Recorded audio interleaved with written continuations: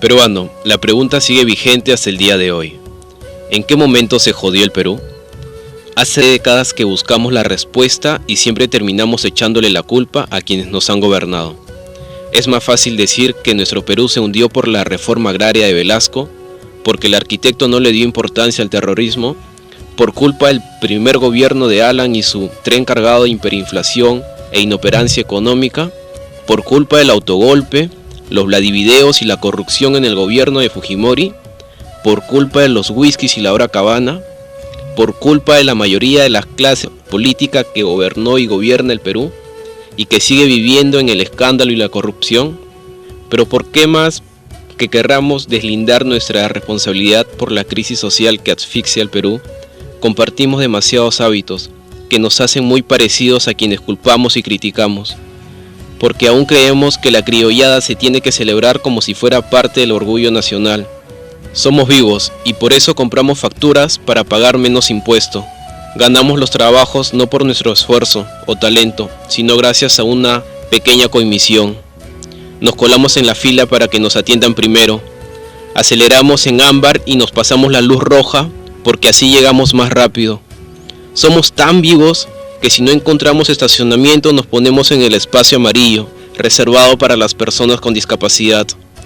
Robamos señal de cable, robamos electricidad y no nos consideramos ladrones. Reclamamos que haya justicia y se acabe la corrupción, pero le pagamos 5 soles a un policía para que no nos ponga papeleta o al juez para que abogue por nuestra causa.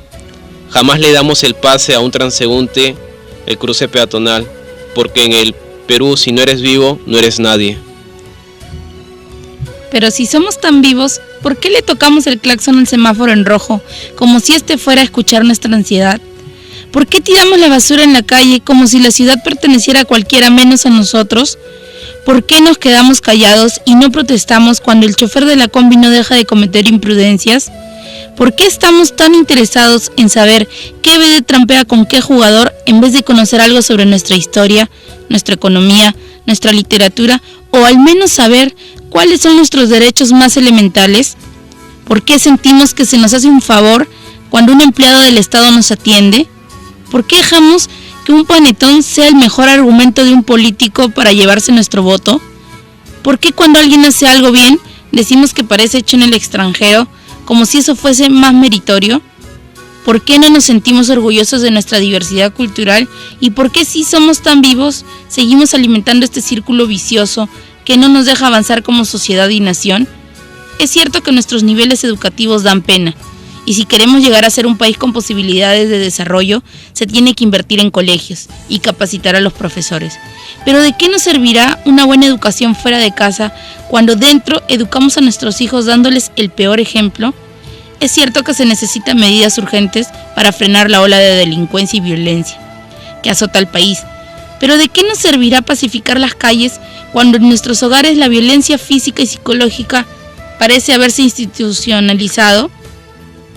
Es cierto que se necesita una verdadera reforma judicial para que en el Perú se pueda hablar de justicia, pero ¿de qué servirá lograrlo cuando la mayoría de nosotros sigue avalando la ley del más fuerte, del más rico, del más vivo? Es cierto que para reducir los conflictos sociales se requiere del diálogo, pero ¿de qué nos servirá ese diálogo si seguimos pensando que dialogar es imponer nuestras ideas y no escuchar al que piensa diferente a nosotros? Es cierto que necesitamos mejores leyes de inclusión social y muchísimos más proyectos de integración. Pero ¿de qué nos servirán estas leyes y proyectos si hasta el día de hoy la publicidad peruana define nuestros estratos sociales y económicos por el color de la piel y a nadie le parece raro? Si hasta el día de hoy seguimos avergonzándonos de nuestras diferencias o sintiéndonos superiores por estas mismas diferencias. Es cierto que es mucho más fácil echarle la culpa de todo a nuestros gobernantes, pero la realidad es de que el Perú se hunde en exacta proporción a esa viveza que alimentamos todos día tras día. Y esta es nuestra solución. Somos nosotros. Somos las personas que generaremos el gran salto a la modernidad y a la gran transformación de nuestro país. Tenemos tal vez una infinidad de riquezas descubiertas y unas aún sin conocer.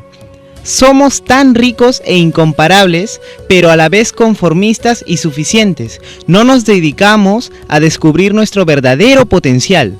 El Perú solo cambiará cuando nosotros pensemos que sí podemos a todo, tal vez con miedo, pero siempre con valentía. Y ya estando en la meta lograda, nos realizaremos otra pregunta, más interesante aún que la inicial. ¿En qué momento se arregló el Perú?